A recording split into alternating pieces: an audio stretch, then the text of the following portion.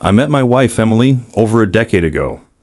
From the moment we met, I knew she was the one. Our connection was instantaneous and powerful. Over the next 10 years, we built a life together, got married, and welcomed 3 beautiful children into our lives. We celebrated our 6th wedding anniversary just a few months ago, and I believe we were the picture of a happy family. Little did I know that my world was about to shatter. The first hint of trouble came when I noticed Emily becoming distant. She seemed preoccupied and was often on her phone, quickly putting it away when I entered the room. I chalked it up to stress from work and the demands of raising 3 young children. But as time went on, my suspicions grew. I tried to push these thoughts away, but they lingered like a dark cloud over our marriage. My best friend, Mark, and his wife, Sarah, were a big part of our lives. Our kids played together, and we often spent weekends having barbecues, watching movies, and just enjoying each other's company. Mark and I had been friends since college, and I trusted him implicitly. He was like a brother to me, someone I could confide in and rely on. When I first noticed Emily's odd behavior, I turned to Mark for advice. He listened patiently as I voiced my concerns, reassuring me that everything was probably fine. He told me that relationships go through rough patches and that Emily and I would work through it. His words were comforting, and I felt a bit of the weight lift off my shoulders. However, the nagging feeling that something was wrong wouldn't go away. I confronted Emily about my suspicions multiple times. Each time, she looked me straight in the eye and denied any wrongdoing. She assured me that she loved me and that I was imagining things. I wanted to believe her so desperately that I convinced myself I was being paranoid. But the doubts persisted, and I found myself becoming more and more anxious. One evening, after the kids were asleep, I decided to look through Emily's phone. I felt guilty invading her privacy, but I needed to know the truth. As I scrolled through her messages, I found a few that seemed overly friendly, but nothing that confirmed my fears. I confronted her again, and she angrily accused me of not trusting her. We argued, and I ended up apologizing, feeling like a terrible husband. Months went by, and the tension between us grew. Emily continued to act distant, and I couldn't shake the feeling that something was terribly wrong. I decided to talk to Mark again. As always, he listened and reassured me that everything would be fine. He said he would never do anything to hurt me and that I should trust Emily. His words seemed genuine, and I felt a sense of relief, if only for a moment. But then, I found more suspicious messages on Emily's phone. This time, I didn't confront her immediately. Instead, I started to piece together a timeline of her interactions with Mark. I realized that they were often texting and calling each other when I wasn't around. My heart sank as the evidence piled up, but I still couldn't bring myself to believe that my best friend and my wife were betraying me. The breaking point came when I found explicit messages between Emily and Mark. My hands shook as I read the words, my mind reeling with shock and disbelief. I confronted Emily for the 3rd time, showing her the messages I had found. She broke down in tears and finally admitted to the affair. She told me that it had been going on for over 3 months, and that she was deeply sorry.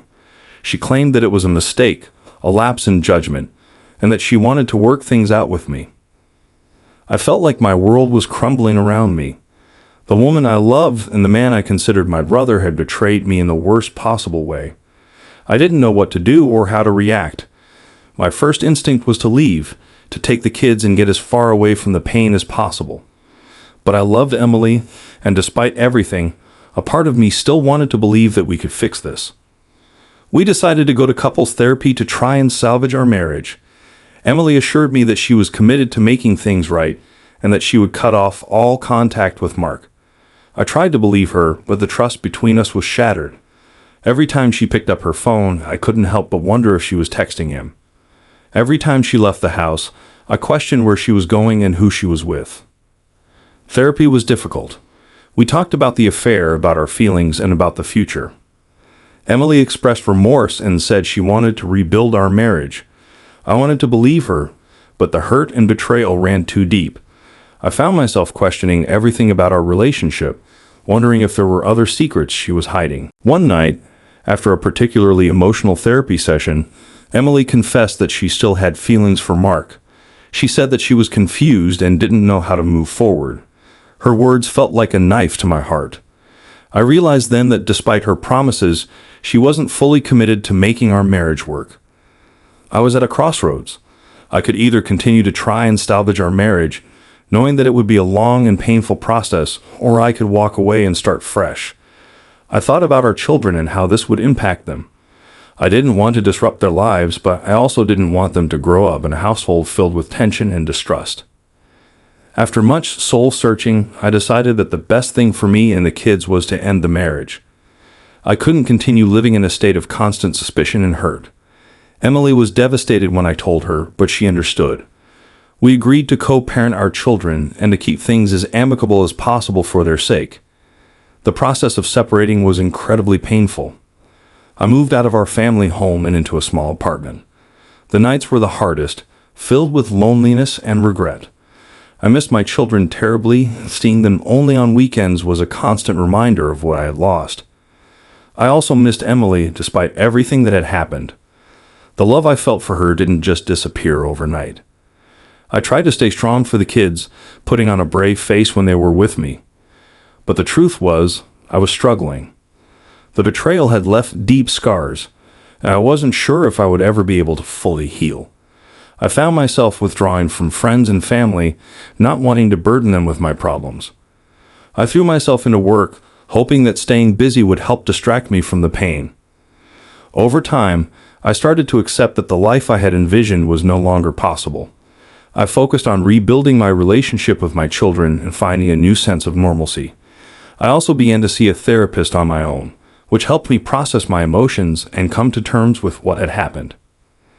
Emily and I maintained a civil relationship for the sake of the kids. We attended school events and family gatherings together, putting on a united front.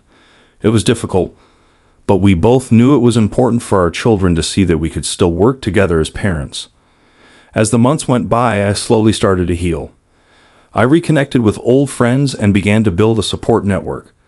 I also started to explore new hobbies and interests, finding joy in things that I had neglected during my marriage. It wasn't easy, and there were still days when the pain felt overwhelming, but I was beginning to see a light at the end of the tunnel. The hardest part was coming to terms with the loss of my best friend. Mark's betrayal had cut me deeply, and I knew that our friendship was beyond repair. I couldn't understand how someone I trusted so completely could do something so hurtful. Letting go of that anger and resentment was a long process, but eventually, I realized that holding on to it was only hurting me. I also had to accept that Emily and Mark might continue their relationship. It was a bitter pill to swallow, but I knew that I couldn't control their actions. My focus needed to be on myself and my children, on building a new life that was filled with love and positivity. Looking back, I can see that the affair was a symptom of deeper issues in my marriage. Emily and I had grown apart over the years, and we hadn't put in the effort to stay connected. I was so focused on providing for my family that I had neglected the emotional side of our relationship. In hindsight, I can see that we both played a role in the breakdown of our marriage. This experience has taught me a lot about resilience and the importance of self-care.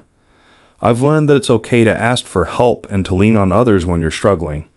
I've also learned that healing is a journey and it's okay to take things one day at a time. As I move forward, I am hopeful for the future. I know that there will be challenges, but I also know that I have the strength to overcome them. My children are my biggest motivation, and I am determined to provide them with a happy and stable life. I may have lost my marriage, but I have gained a deeper understanding of myself and what I need to be truly happy. I still have moments of sadness and regret, but they are becoming less frequent. I am learning to forgive myself and to let go of the past. I am also learning to open my heart again, to trust and to love without fear. It's a slow process, but I am confident that I will get there. For anyone going through a similar experience, know that you are not alone. The pain of betrayal can feel unbearable, but with time and support, you can heal.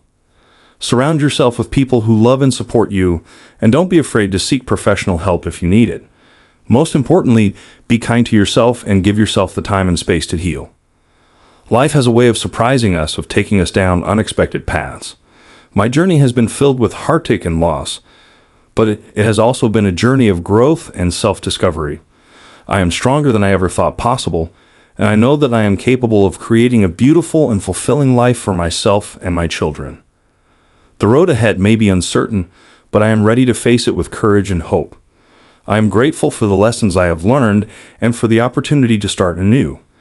My story is not over, and I am excited to see what the future holds.